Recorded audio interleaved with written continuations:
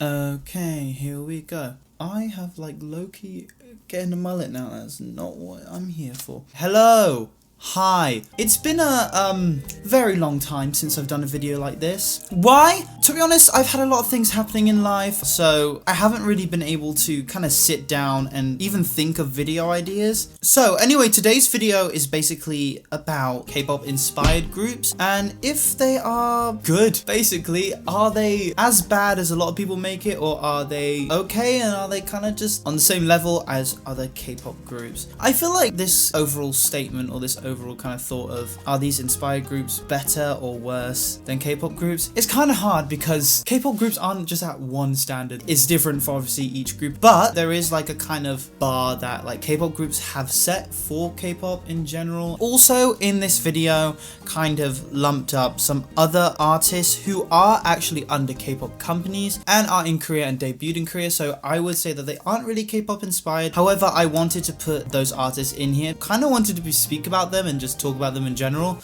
So yeah, so don't get it confused when I'm talking about Black Swan. Like, I don't think they're a K-pop inspired, I don't think they're a K-pop inspired. Why can I not speak? When I'm talking about Black Swan, I don't think they are a K-pop inspired group. I honestly think they are K-pop, and it's kind of obvious because they are under a Korean agency. They've trained, they've debuted in Korea, their song is in Korean, obviously a K-pop group.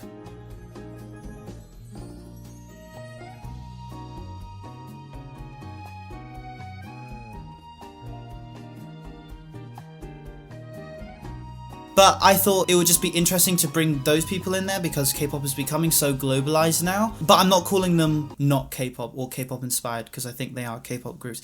Let's just get into the video. So I feel like the overall consensus from people online and K-pop stans in general is that K-pop inspired groups, or groups that have taken a lot of inspiration from K-pop, aren't that good. For a lot of K-pop fans, it just doesn't land well. I thought it would be interesting to react to some of these groups. Anyway, let's go on to the first group. So it's SB19. SB19 is a group formed by Show BT Entertainment, but they're the first like Filipino boy group to ever be trained by a Korean company.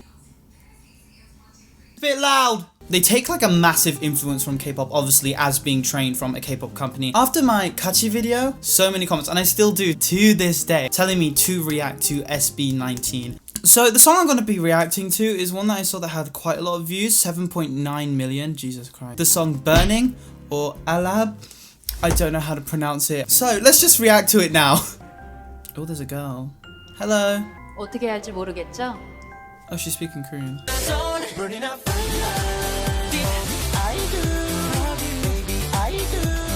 They're really good. I thought it was gonna be good, but like I actually really enjoyed the song as well. Obviously you can tell from straight away from the music video that it's very K-pop inspired. From the beginning, a woman was telling them to take a card and she was actually speaking Korean. But the one thing that you can really tell, like the inspiration from K-pop, is obviously the choreography, the overall music video and how it's set. The outfits remind me of, is it Teen Crush? I have no idea, I'm not with it. Like a TXT kind of style. Like the overall song also has a very kind of like K-pop style to it in the sense of the overall composition of the song. It has like a catchy chorus that's quite easy. It's good for dancing. With a lot of new groups and a lot of kind of K-pop inspired groups and new companies in general, they kind of sometimes lack in the music production as well as the music video production. This group like have had a good production behind the audio, which is really nice, and I feel like everyone's voices in this group works really well together. They all complement each other, which is very nice again. Overall, this is like a very well put together project, and I think it's great for a lot of Filipino fans. K-pop is big there, and it obviously makes sense to have like a K-pop inspired group in the Philippines. Overall, from what I saw about SB19 online, on the internet, is that people were very accepting of them, and I think it's very much because they were trained under a Korean company. However, their music is released more so in the Philippines for a Filipino audience. So next group, I've already spoke about them in a whole video. Five High, India's first K-pop girl group. From what I've seen after their period cover, they haven't had anything really released. It seemed that there was a competition to make this group, and those were the people who won the competition and got to be in this group. I have no idea what has happened to the group. I would say that their vocals do need work.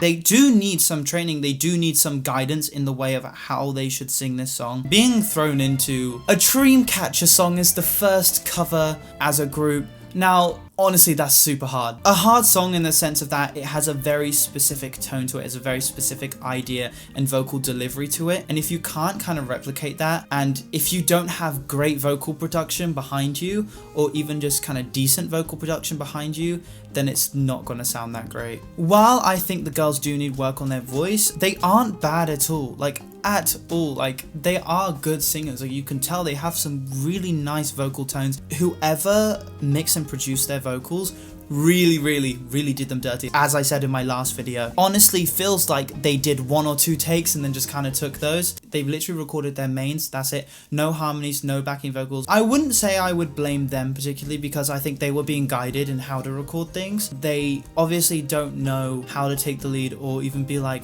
don't we have to record this? I think they kind of got it, and then when the people said like, oh, you're done, that's when they thought, okay, great, I'm done. I also want to clear up something. I recently went back to my 5 High video. I don't really read comments too often. If I'm getting a lot of comments, I can't read them all. After a video has been out for a while, I won't kind of go back all the time and look at them. I noticed that some people kind of took my words out of context, that I was kind of shading India or like saying something bad about India. I wasn't in any way, and I would never say anything bad about a country or particular group of people. That's just not me. That is disgusting. In that video, I didn't say they shouldn't be a K-pop group because they're Indian. The only thing I really mentioned was about the overall cover and what I thought of it and what I thought it should have been, considering they have a group of people with a financial backing behind them. That was all I really discussed. I didn't discuss any of the kind of politics in K-pop and around that. And I know it's super late saying this, but I literally only just recently saw these comments when I went back to my video. I learned about Z-pop, and particularly ZGIRLS, like ages ago when they first came out, and they have girls and on the other one guys from multiple countries in Asia. It's Z-pop because it's not particularly K-pop, even though they're under a Korean company, and it's more of the fact that it's kind of this K-pop inspired group with people from all these different countries gone into one group, which is honestly a really cool idea. It was executed so well. My favorite song is What You Waiting For, which was their debut song. They sing songs in English. Makes sense because it's going towards more of an international audience. I think all of them or most of them speak English, so it does make sense. The one thing I'm just going to say off the bat before we even watch the snippet is the vocals are insane. Have some incredible voices. Incredible vocalists. As well as them looking all really good as a group together. Also, the overall vocal production, again, great. Music production was really good.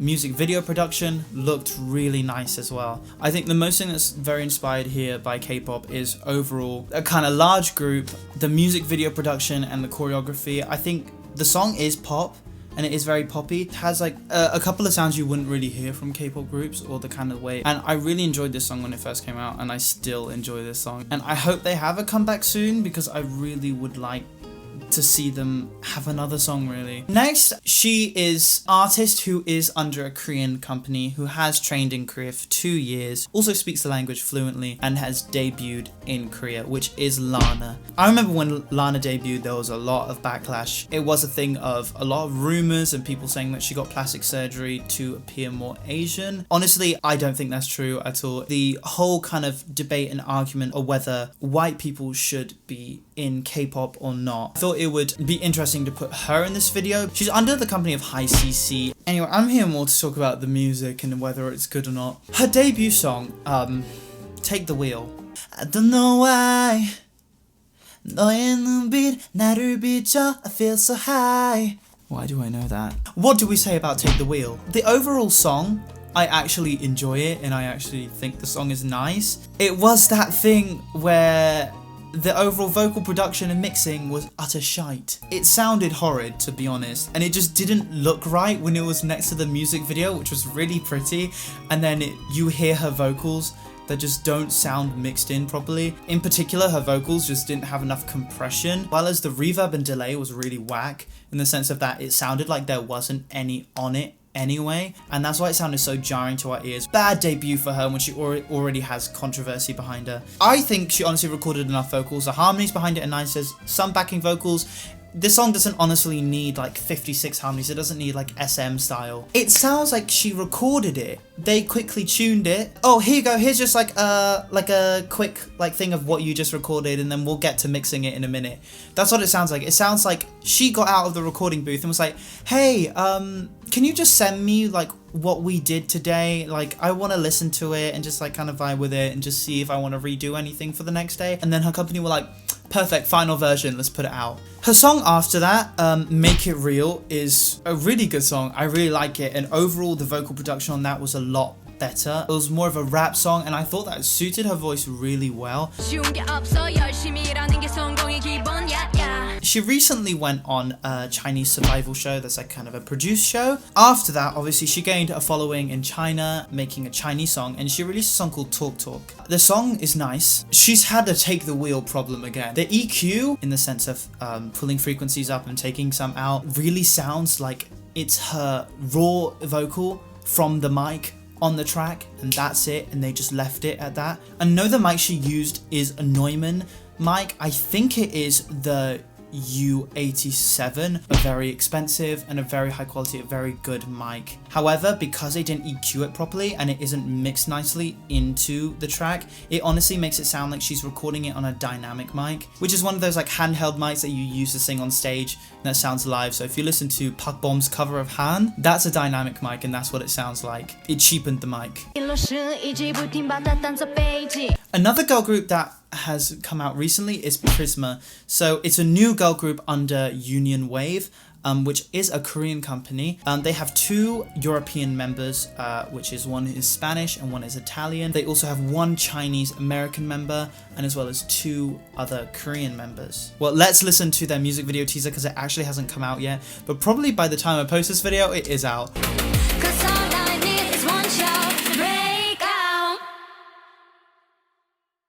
That little audio clip of their vocals sounds very promising. Instantly, from listening to it, oh my god, I just had a booger on my nose the whole time. Did anyone notice? I didn't. Anyway, the vocal production does sound good, so hopefully their song is nice.